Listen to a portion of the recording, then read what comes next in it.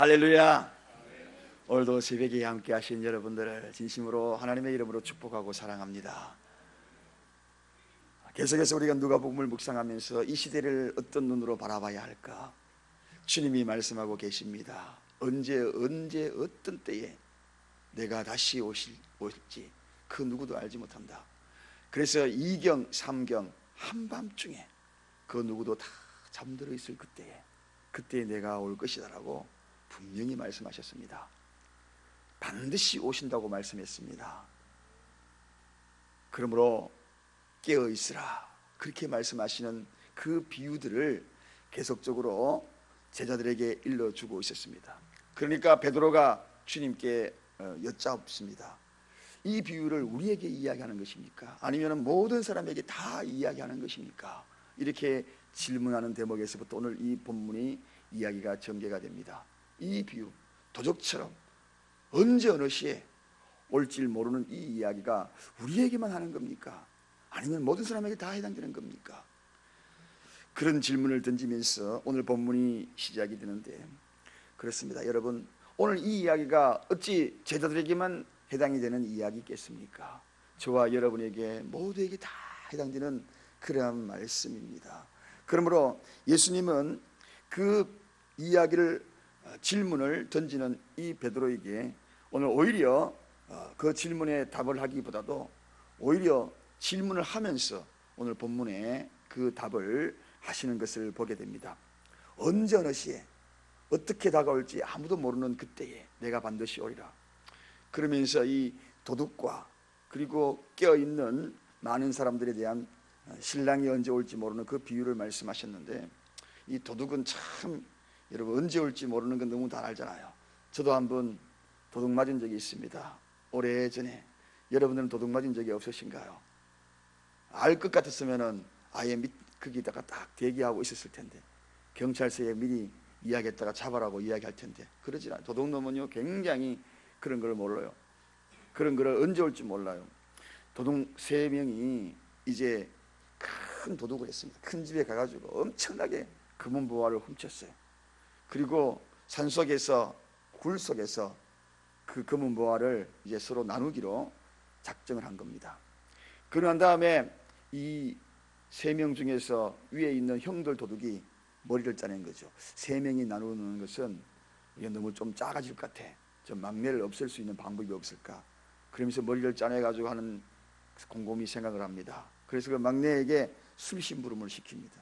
술 심부름 시켜서 우리 술 심부름을 시켜서 갔다 오면 딱 숨어 있다가 그 막내를 죽여버리자, 그렇게 해요.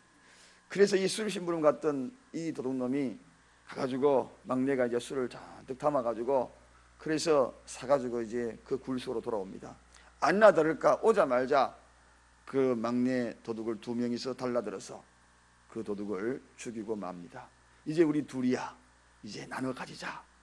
그러면서 기분 좋게 술 한잔 마시고 둘 다 죽었대요. 왜 죽은지 아세요? 이 막내가 오면서 자기 혼자 차지하려고 2명 죽이고 내 혼자 먹어야지. 거기다가 술에다가 도약을 딱 탔거든. 결국은 도둑놈이 다 죽었다. 도둑놈도 도둑놈은 몰라. 그 정도의 도둑놈이 도둑놈이라는 것입니다. 여러분, 언제 어느 시에 어떨지 모른다. 깨어 있으라. 오늘 그래서 저는 충실한 청지기의 삶이다 하는 제목을 가지고 말씀을 나누고자 합니다. 충실해야 된다. 충실한 청지기가 되어야지 언제 어느 시에 주님이 오시더라도 그분을 맞이할 수가 있다는 것입니다. 청지기가 무엇입니까? 청지기는 주인을 대신하여서 그 집안일을 살림을 꾸려가는 자가 바로 이 청지기입니다. 저와 여러분들은 모두가 다 주님의 일을 맡은 청지기입니다. 하나님의 백성들은 하나님을 믿는 그 순간부터 이미 우리에게는 청지기의 사명을 우리에게 허락하여 주시는 것입니다. 그래서 주인이 왔을 때에 그 청지기의 그 삶을 잘 살았는지, 맡긴 것에 대해서 잘 감당했는지 반드시 본다는 것입니다. 여기에는 사역자도 해당이 될 것이고 직분자도 해당이 될 것이고 우리 모두에게 신앙생활하면서 우리 주님은 그 무엇인가를 반드시 맡겠다는 것입니다. 베드로의 이 질문, 여기에 이제 주님이 본격적으로 답이라기보다도 오히려 그 질문 형태처럼 베드로에게 대답하는 것을 보게 됩니다. 자, 그렇습니다. 여러분, 제가 며칠 전에도 그런 말씀을 했습니다만 정문적답이 있고 정문적설이 있다고 했습니다. 정문적답이라는 것은 해답을 이야기하는 것이고, 정문적설은 그럴 것이다, 가설적인 그러한 이야기를 적석에서 대답하는 것이라, 그렇게 이야기했습니다. 기독교는 가설이 없습니다. 가설이 없어요. 어떤 타 종교에서 정문적설을 대답하는 것을 보았어요. 이렇게 이야기하면, 이렇게 살면 어떻게 했습니까? 사명이 무엇입니까? 그런 질문을 정문적설로 이렇게 질문을 하니까 적설로 대답하는 것입니다. 사명이라는 것 그거 없어요. 그냥 살아가는 것이 사명이지요. 그렇게 이야기하면서 대답하는 것을 보았습니다. 그럴 때 저는 생각한 것이 있었어요. 기독교는 정문적답이다. 사명은 반드시 있다. 누구든지 반드시 있다. 청지기의 사명, 우리가 이 땅에 태어나면서 사명을 가지고 태어나는 존재인데 사명이 없다니. 그래서 바람 따라 구름 따라 그저 편하게 사는 것이 그게 사명입니다, 이렇게 이야기하더라고요. 그래서 그 사람이 그렇군요, 나도 그렇게 살아가야 되겠습니다. 여러분, 우리는 믿음의 사람들은, 기독교는 사명이 있습니다. 태어날 때부터 분명한 사명을 가지고 태어나는 거예요. 그게 바로 청지기의 삶인 것입니다. 그래서 청지기의 삶은 어떻게 살아야 되는가? 정문적답입니다. 오늘 본문에 주님이 분명히 말씀하고 계십니다. 이렇게 살아라고. 주께서 가라사대 42절에 지혜 있고 진실한 청지기가 되라. 이 두 가지를 강조하고 있는 것을 보게 됩니다. 지혜 있는 청지기가 되어라, 진실한 청지기가 되어라. 청지기가 되려고 그러면 이 두 가지, 즉 답입니다. 해답을 일러주는 것입니다. 기독교는 분명한 답이 있어요. 이 길 가도 바람 따라 구름 따라 가는 그런 인생이 아니라 이 길이다, 내가 곧 길이다, 내가 곧 진리다, 내가 곧 생명이다, 분명한 답을 제시하는 것이 기독교입니다. 막연하게 생각하고 사고하고 답을 찾아가는 종교가 아닙니다. 고행하고 그 답이 무엇일까 고민하는 종교가 아닙니다. 기독교는 답이 분명히 나와 있는 것입니다. 청지기의 답도 분명히 나와 있는 것입니다. 어떻게요? 오늘 여기에 나와 있던 것처럼 지혜로워야 합니다. 청지기는 지혜로워야 합니다. 여러분, 주께서 가라사대 지혜 있고, 지혜란 무엇입니까? 지혜란 한마디로 분별력입니다. 생각이 있는 사람입니다. 그리고 신중하게 말하고 신중하게 결정하고 신중하게 걸어가면서 많은 사람에게 유익을 주는 것이 지혜입니다. 그래서 하나님은 너무나 잘 알기 때문에, 우리의 인간에 너무나 잘 알기 때문에, 이런 부족한 지혜가 있는 존재인 것을 너무나 잘 알기 때문에 성경에는 지혜를 구하라는 것입니다. 하나님으로부터 지혜를 구해라. 지혜의 근본은 하나님이다. 그렇게 분명하게 거기를 제시해 주고 있는 것입니다. 그렇습니다. 오늘 우리가 어떤 일을 함에 있어서 주님이 우리에게 맡겨진 그 일에 대해서 지혜를 구하여서 지혜롭게 하는 그 방법을 늘 생각해야 한다. 정답으로 가는 것도 중요하지만 지혜가 얼마나 중요한지, 오늘 하나님께서 우리에게 허락해 주신 이 지혜로 나에게 맡겨주신 청지기의 삶을 살아가는 것. 그래서 지혜는 내가 행한 것에 대해서 다른 사람에게 평안이 있고 유익이 있는가 늘 생각하면서, 말 한마디 해도 이 말 속에 다른 사람에게 유익이 있고 평안이 있는가 늘 고민하면서 행하는 것, 그게 바로 하나님으로부터 온 지혜가 아니겠습니까? 복음을 전하더라도 지혜롭고 전해야 됩니다. 여러분 가정에서도 지혜롭게 전하지 아니하면 오히려 거부 반응을 일으킬 때가 참 많습니다. 그래서 뱀처럼 지혜로워라. 그래서 복음을 전할 때 눈높이의 복음을 강조했던 그런 경우가 너무나 많지 않습니까? 오히려 복음 전하다가 문을 닫아버리는 경우가 있어요. 전하면서도 지혜롭게, 그 다음에 나에게 맡겨준 사명을 감당할 때도 지혜롭게, 하나님 내가 오늘 이 일을 하면서 지혜로운 사명자가 되게 해달라고 구하면서 그 일을 감당할 때에 신실한 청지기의 삶을 살아갈 수 있다는 것입니다. 그 다음에 진실한 청지기, 오늘 본문에서도 그렇게 이야기하고 있습니다. 마음에 진실함이 있어야 한다. 지혜와 그리고 진실의 조화가 이루어질 때에 하나님은 당신의 유업을 맡기겠다는 것입니다. 더 많은 것을 맡기겠다는 것입니다. 여러분, 진실한 사람은 성실을 한 모습으로 살아갑니다. 성실이 무엇입니까? 과거나 지금이나 현재나 변함없는 마음으로 쭉 가는 것이, 일관된 마음으로 쭉 가는 것이 성실이에요. 진실이에요. 진실된 마음과 성실된 마음, 이 두 가지 합한 것이 진실입니다. 그러므로 우리가 살아갈 때마다 참된 것을 가지고, 바른 마음을 가지고 처음부터 끝까지 일관된 마음으로 쭉 가는 마음.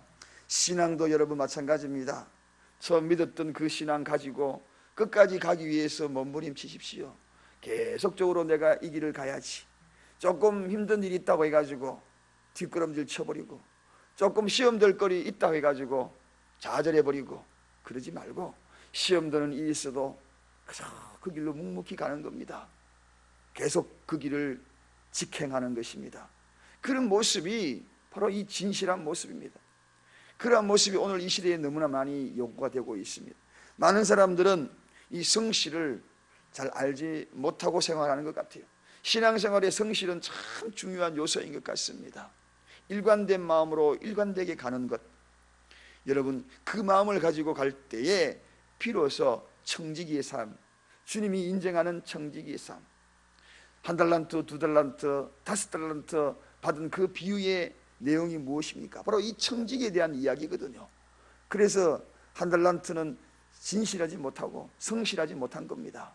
그러나 2달란트, 5달란트 받은 이 청지기는 진실하고 성실한 일관된 모습으로 꾸준하게 했기에 2달란트, 5달란트를 모두가 다 남기는 삶, 그런 삶을 살았다는 것입니다.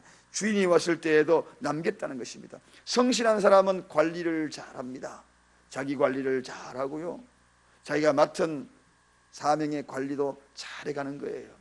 그 집안의 관리도 잘하는 것입니다. 자, 그래서 오늘 보니까 여기에 때를 따라 양식을 주며 이렇게 말씀하는 것은 그때마다 공급할 수 있도록 준비하는 그러한 성실한 모습, 이것이 바로 청지기의 삶이다. 이 청지기의 삶에 대하여서 주님은 마지막에 축복하는 말씀이 나옵니다. 주인이 그 모든 소유를 저에게 맡기리라, 이렇게 하면서 44절의 결론으로 돌아갑니다. 여러분, 청지기에게 주인이 그 모든 소유를 맡기리라, 그러니까 일거리 많이 준다는 그런 의미 아닙니다.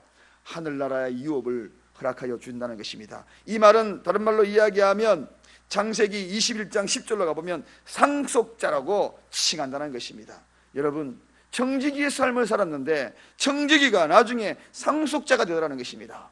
이게 얼마나 소중한 이야기입니까?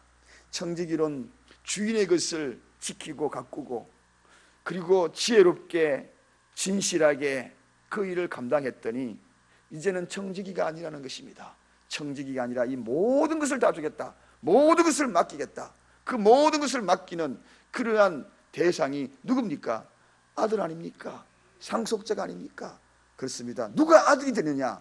바로 이 청지기가 아들이 되는 중요한 핵심적인 그런 말씀을 오늘 일러주는 거예요. 여러분, 우리가 예수 믿으면 다 아들이라 이야기하지만 정녕 아들이 누구인가 하는 것입니다.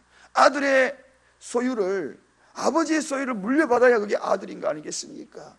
하늘의 유업을 물려받아야 아들이 되는 겁니다. 누구에게 하늘나라 유업을 이어받겠는가?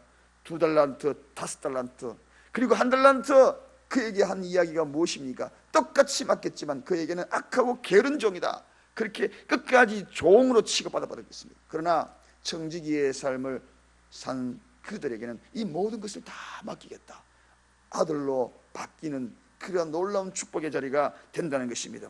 여러분, 오늘 우리는 현재의 내 믿음을 감찰하며 살아가고 있습니다. 과연 나는 청지기의 삶인가? 과거의 청지기의 삶을 살았다고 자화자찬할 줄 모릅니다. 그러나 현재가 중요합니다. 현재의 믿음은 과거를 견인하기 때문에 그렇습니다. 현재의 믿음은 미래를 견인하기 때문에 그렇습니다. 그래서 지금 현재의 내 믿음이 가장 중요합니다. 현재 주인이 왔을 때에 청지기의 삶을 살았느냐 안 살았느냐, 이것이, 그래서 깨어있어라. 지금 현재에 깨어있는 그들에게 과거에 살았던 그 삶까지, 그리고 미래에 살았던 그 삶까지 다 견인하여서 이제는 아들로의 유업으로 허락하여 주신다는 것. 오늘도 현재의 청지기 삶에 충실한 여러분, 그 충실성이 주님 오셨을 때에 미래의 모든 삶까지 보장받는 하늘의 유업을 받는 저와 여러분이 되시기를 간절히 축원드립니다. 기도하겠습니다.